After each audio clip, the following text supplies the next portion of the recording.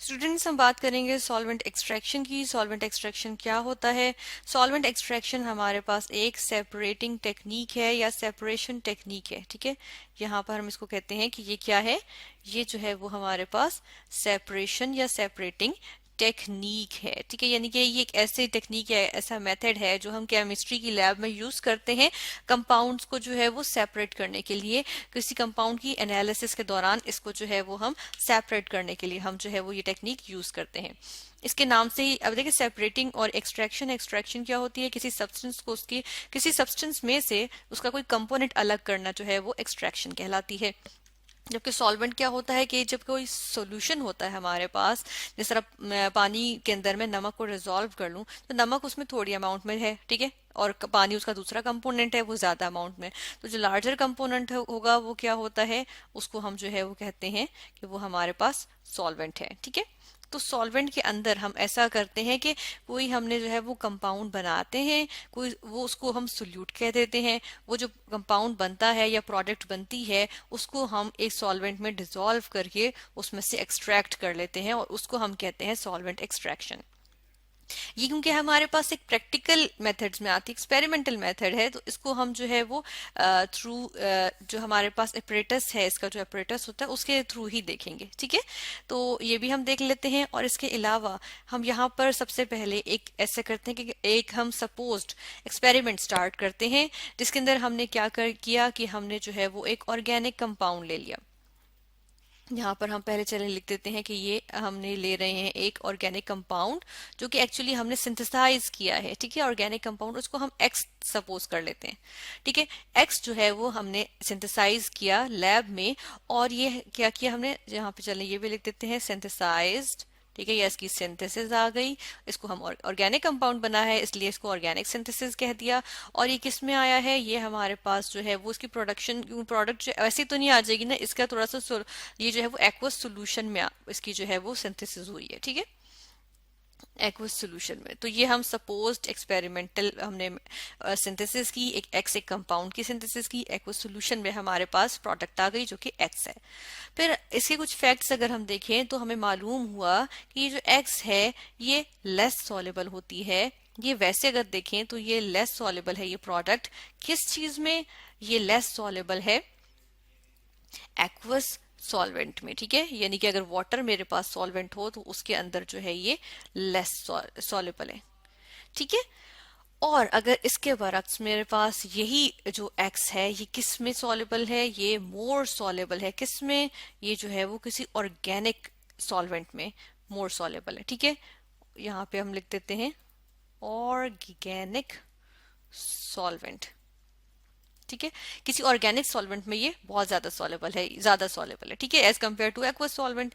तो ऐसे ऐसे में होगा क्या कि ये जो ऑर्गेनिक सॉल्वेंट है ना, इसको हम देखते हैं कि ये फर्क कर लेते हैं हम। चलें, ये जो एक्स है ये ईथर, ईथर एक ऑर्गेनिक सॉल्वेंट होता है। ठीक है, ऑर्गेनिक कंपाउंड है, सॉरी ईथर एक ऑर्गेनिक कंपाउंड है जिसको हम ऑर्गेनिक सॉल्वेंट के तौर पे भी यूज करते हैं। तो फर्ज करें ईथर में ये जो है वो ज्यादा सॉल्युबल था, एक्स जो है। ठीक है ना, तो हम क्या करेंगे कि अब यहाँ पर इसका जो है वो अपरेटस ले आएंगे। ये आ गया हमारे पास इसका अपरेटस, ये अपरेटस है।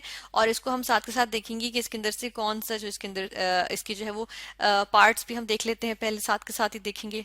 यहाँ पर चले हम इसको यहाँ प्लेस करते हैं और इसके पार्ट्स देख लेते हैं। अब इसके पार्ट्स में से अगर हम देखें तो ये सबसे पहले ये जो पूरा ये बना हुआ है ये क्या चीज है?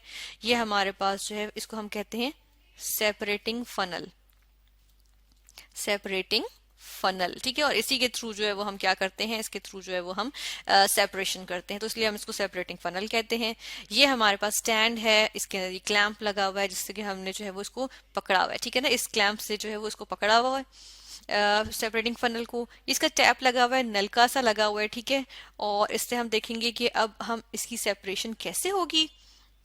तो इसमें से हमने पता है क्या किया, हमने इसके अंदर जो है वो एक्वस सॉल्यूशन था ना, ऑर्गेनिक सिंथेसिस वाला जो हमारे पास था। अब देखिए इसके अंदर क्या है, इसके अंदर तो कुछ इम्प्योरिटीज भी होंगी, है ना, इसके अंदर जो है वो इम्प्योरिटीज भी होंगी। हम कहते हैं कि इसके अंदर इम्प्योरिटीज भी होंगी।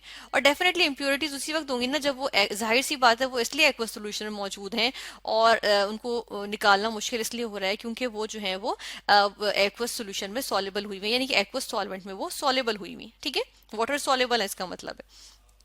तो हमने क्या किया, जो ब्लू लेयर हमारे पास नजर आ रही है ये कौन सी लेयर है, ये ब्लू लेयर जो है वो हमारे पास आ जाती है, इसको हम कहते हैं एक्वस लेयर, ठीक है, एक्वस लेयर। तो हमने एक्वस सोल्यूशन जो था ना वो पूरा का पूरा इसके अंदर डाल दिया, ठीक है, जो एक्वस सोल्यूशन था जिसके अंदर ऑर्गेनिक कंपाउंड भी मौजूद था।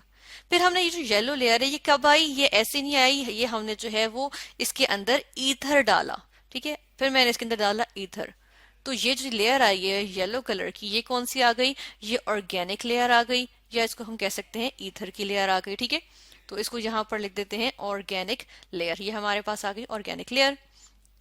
अब देखें, होता यह है कि जो वाटर और ईथर है ना वो एक दूसरे में बिल्कुल भी डिसॉल्व नहीं होते, और ये जो सॉल्वेंट एक्सट्रैक्शन है ये हम तब करते हैं कि इसकी एक हमारे पास कंडीशन आ जाती है। और ये कंडीशन क्या होती है, कंडीशन हम देख लेते हैं।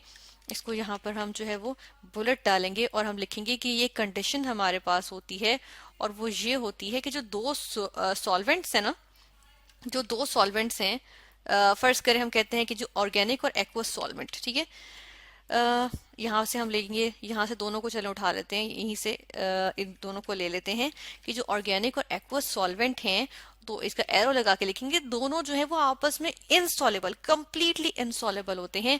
और कंप्लीटली इनसॉलेबल होने का मतलब होता है इममिसेबल, ठीक है, इसके लिए हम वर्ड यूज करते हैं इममिसेबल सॉल्वेंट्स हैं, ठीक है, ये आपस में बिल्कुल भी डिसॉल्व नहीं होते।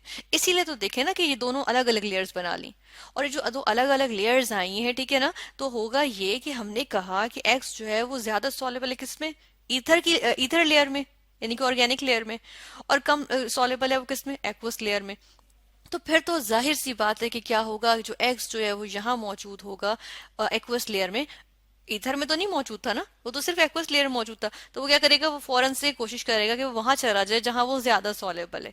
तो वो ऑर्गेनिक लेयर में ज्यादा सॉलेबल है तो ये वहां चला जाएगा, ठीक है, यहाँ से निकल निकल के उसके अंदर जो है वो जाना शुरू हो जाएगा और वो उसके अंदर डिसॉल्व हो जाएगा।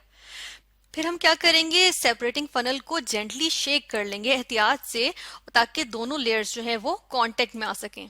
इसके नीचे हमने क्या रखा, इसके नीचे हमने बीकर रख दिया। अब होगा यह कि हम जो है आहिस्ता से एहतियात से टैप खोलेंगे, और हम क्या कर लेंगे, हम जो है ये जो हमारे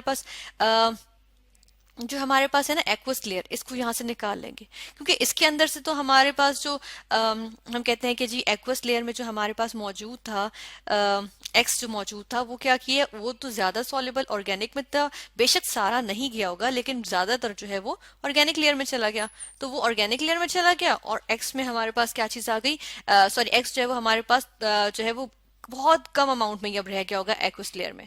तो एक्वस लेयर हमने क्या की, नीचे जो है वो अपने पास हासिल कर ली, टैप खोला हमने, ठीक है, और हमने जो है वो नीचे एक्वस लेयर हासिल कर ली। तो ये हमारे पास नीचे जो है वो एक्वस लेयर यहाँ पर देखें, ये मेरे पास यहाँ पर आ गई, ठीक है, और इस तरह हमने सेपरेट कर ली।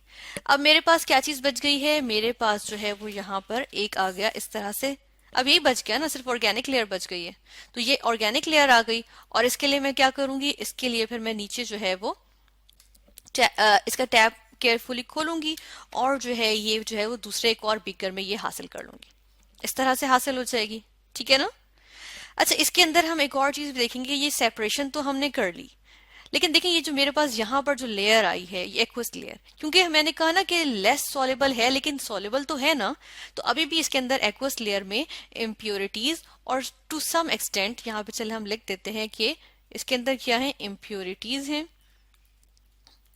और क्या है, बहुत स्मॉल अमाउंट में हमारे पास, सम एक्सटेंट में हमारे पास, टू सम एक्सटेंट हमारे पास इसमें क्या चीज मौजूद है, एक्स भी मौजूद है, ठीक है ना, एक्स भी थोड़ा सा मौजूद है। तो हम क्या करेंगे कि हम एक और दफा जो ये जो मौजूद है हमारे पास, इसको एक और सेपरेटिंग फनल में लेंगे, ठीक है, और उसके बाद क्या करेंगे कि फर्ज करें जिस तरह हमने जो है वो इसमें जो है वो हमने ले लिया, ठीक है। इसमें यहाँ पर अब हमने ये ले लिया, एक और ले लिया, और फिर हम इसके अंदर जो है वो क्या करेंगे, ऊपर से ईथर की लेयर ऐड कर देंगे, ठीक है। और इस तरह से हम जो है वो फिर से ये वाले पूरा प्रोसेस करके एक और बैच जो है वो हासिल कर लेंगे। तो इस तरह हम क्या करते हैं, इन पार्ट्स जो है ना, इसको हम जो है वो कर लेते हैं, और इस तरह हमारे पास जो है वो इम्प्योरिटीज और एक्वस लेयर जो है वो अलग हो जाती है। और जो एक्स हमारा जो प्रोडक्ट होगी, जो सोल्यूट हमारा होता है, वो किस में आ जाता है, वो एक ऐसे सॉल्वेंट में हमारे पास हासिल हो जाता है जिसमें वो ज्यादा सॉल्युबल होता है। तो ये हमने देखी सॉल्वेंट एक्सट्रैक्शन।